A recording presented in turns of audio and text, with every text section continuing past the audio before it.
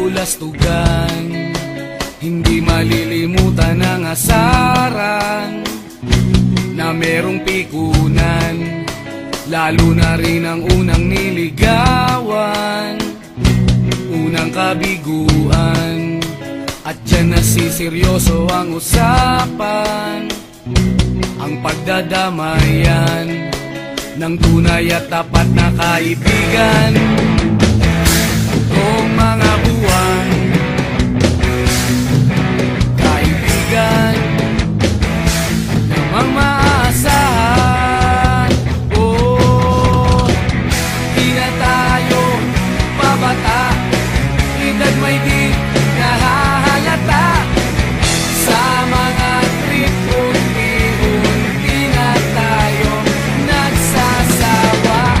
Pero kahit ganon, barkadang matatag hanggang sa ngayon. Minsan man magkita, tiyak may kwela, yan ang aking mga tropa.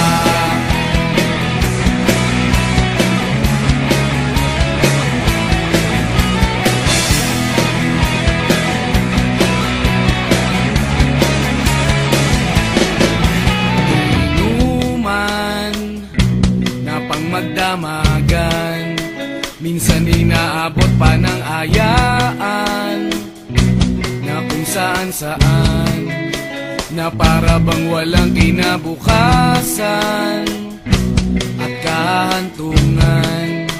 At dyan nasiseryoso ang usapan, ang pagpapayuhan ng tunay at tapat na kaibigan. Kung mga baliw, kaibigan namang nakaka